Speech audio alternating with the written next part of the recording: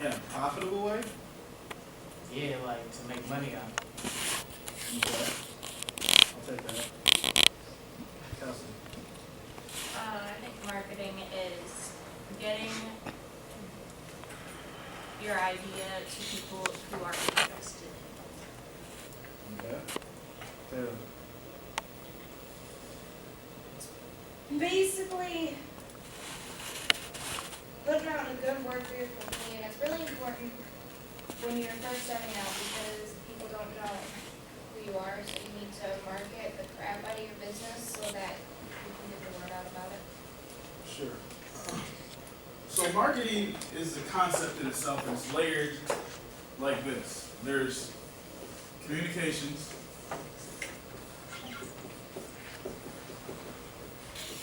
which is the umbrella of marketing. Then you've got marketing. Then you have PR, or public relations.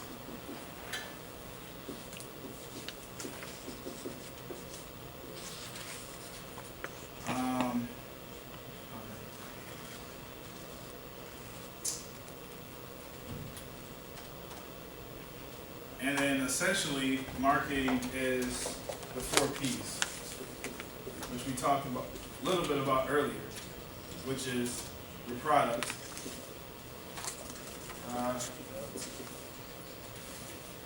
place, spell, promotion,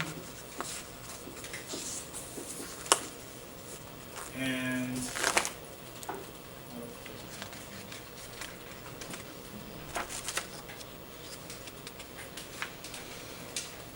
wow, I'm going like price.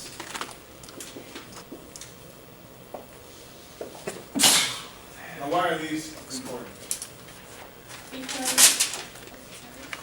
Yes. Because like when you're marketing, you have to include things about your product, you're promoting it, you need to know what, you tell other people like where it is and how much it is. Mm-hmm. Yeah, so in marketing, it's key to get out your message. That's what you want people to know. That's how you want people to see your company. That's your perception. Most importantly, though, you want to create value. So when you have a product, you don't want to produce a product that's just going to be something that nobody wants. You have to basically take an idea or a problem and take it from an ordinary category and put it to extraordinary category, is what I would say.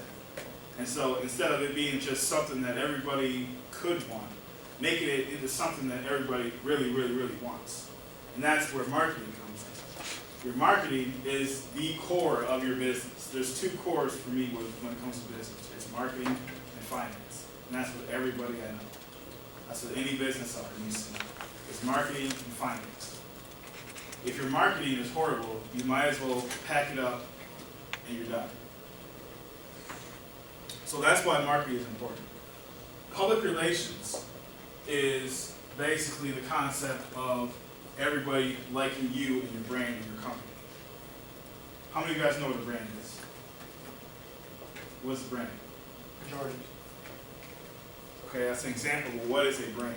It's like your specific name, it's like the specific one, What? like your label. Your label. Yeah, I like that. Yeah, it is your name. It is who you are. Your brand is who you are. So Aaron Jackson is a brand. Claudia is a brand. You yourself are a brand. And I tell people that because you are a brand. Because how you go out in the community, how you perceive other people perceive you is a brand. And that's why I always tell you guys dress to impress, because you always want to put your best foot forward because you never know who you're going to meet. I'm always out networking. I network 24/7. It don't matter where I'm at. So when I go places, I always make sure I'm looking the best that I can be because I never know who I could run into. I could go out to the store and run into an elected official or a CEO of a company. You never know. And then strike up a conversation. So you always want to make your brand the best that it can be. And when you're doing your public relations, you always want to make sure that you're putting your best foot forward. The biggest issue that companies have is communications. If you have terrible communications, your brand is going to fail very quickly. And when I say communications, I mean both internally and externally. So what I mean by internally is like your social media, the way you email people. Your message is key. So when you're emailing people, don't just, type in your message and not spell check it and just send it out. You always want to have a, hey, how are you doing? Every time I email somebody, even if it's just a brief email back, I say, hey, so-and-so, and then send my message. And then I reread it before I send it. Always reread your message. I don't know how many times, and I guarantee you Adam can give you the same example, that we sent out an email and not checked it, and then looked back at it and had a typo, or said the wrong thing, or it just didn't even make any sense. And then you have someone coming back to you saying, I read your email, but I'm not sure exactly what you're asking for. And you go back and read it and you feel embarrassed. So always check your email before you go out. I'm going to give you a story about social media. I knew a young lady who applied for a job and, pretty much had the job until they checked her Facebook page. And then they saw that she had photos up there that were not professional and a couple of videos that shouldn't have been up there. She lost the job over it. So it's very important with Facebook to watch what you're doing, because once it's on there, it's on there. You can't remove it.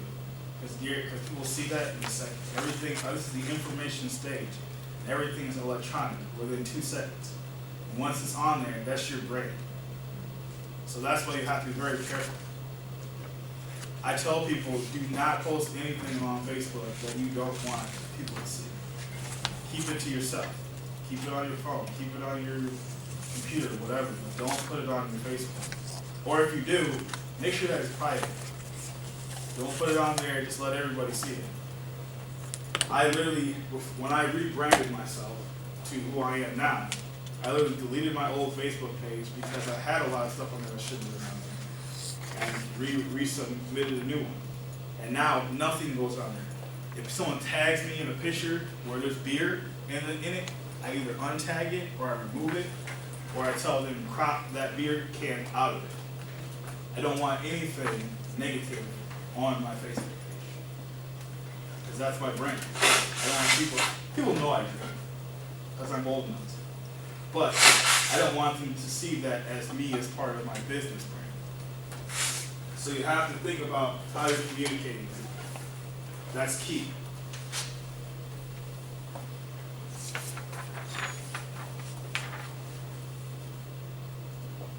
You also want to figure out what your customer wants. So having a product that you personally like is fine, but you want to make sure that you're targeting certain demographics or market segmentations. A market segmentation, is the sheet that I just gave you guys. Who wants to tell me what a market segmentation is? Go ahead. You want me to just read this one? Just summarize. It's typically, it's an analysis of samples of consumers and lots of money. It's like the extensive analysis of who is considered to produce your product. So in a nutshell, a market segmentation is basically a specific group of people that you're targeting. So say that Target is coming out with a new clothing line, and they're only going to target high school students. So that's a specific market segmentation. So they're going to focus all their advertising and all their promotions, and they're going to do analysis and research, and they're gonna figure out how can we get this new brand of clothing out to high school students. What are the trends? What are they thinking about? How are they, how can we get to them? What kind of outlets are we doing? Are we gonna use social media? Are we gonna do TV advertisements? What are they doing? What's the quickest way? Are we gonna do mobile ads to try to get to them? So market segmentation is key to your business because you wanna know how can I communicate my brand to that business.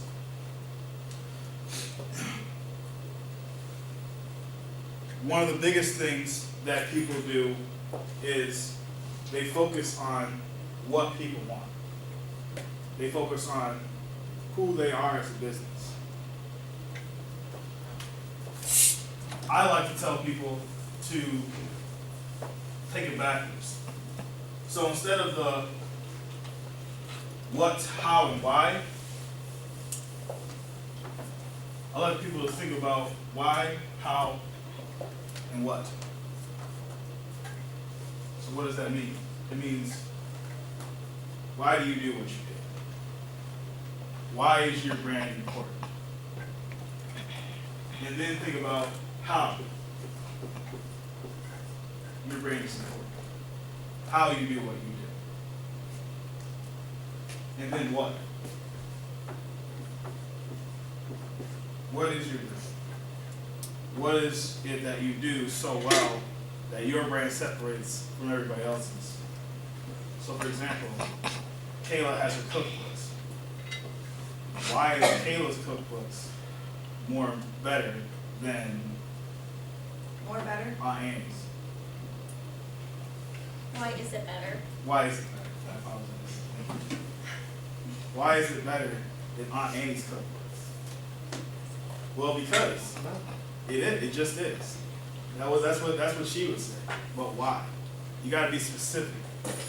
Because do they have recipes for squirrel, venison, raccoon in their cookbook? Please don't. Yes, there is a wildlife section in my cookbook. I don't think that there is. However, that's what makes but that's what makes her brand unique. That's why people would want to go to her brand. It's because it has a unique selection of food that's not in typical books. So that's how she separates herself from everybody else. Yes. Excuse me? Let's not get into specifics. But you get the point. Okay? And so the biggest key in marketing and as a business owner is three things: passion, patience, and consistency. You always want to be passionate about what you're doing. But you gotta have patience. Sometimes it takes years for you to break into a market. If you think about music artists, think about how many of you guys know who Macklemore is? So Macklemore was patient. He could have came out 10 years ago. He's been working on his product for years, but he was patient because he didn't want to come out when everybody else was. He wanted to come out at the right time and in the right manner. Yes. You said passion, patience, and what else? Consistency. Thank you. He came out when it was the right time because he wanted to do it independently. He didn't want to deal with the big labels who would take all this money and have all the rights to his music. He wanted to come out right when it was the right time. So you gotta be patient. So timing is everything. You even though you may want to start selling your cookbooks right now, it may not be the right time. You might have to keep working at it and keep researching it until your brand is so good that when it comes out, it's gonna hit like wildfire and nobody else is gonna be able to touch it for years. And then of course at that point you're gonna hit a peak in your business. Every business owner hits a peak at the 3-year mark of your business. The 3-year mark generally is the peak of where your business, you're gonna have success, you're gonna go all the way up to that 3-year mark, and then you're gonna peak. And then you're gonna say, okay, what do I gotta do next? I'm so successful, but I want to get over that hump. So then you have to hire someone like me, and then I help you get to the next level. But the point is you have to rethink about your business, think about your brand, and be consistent. Have the same message. Don't say we are who we are, and then a year later change it. Be consistent.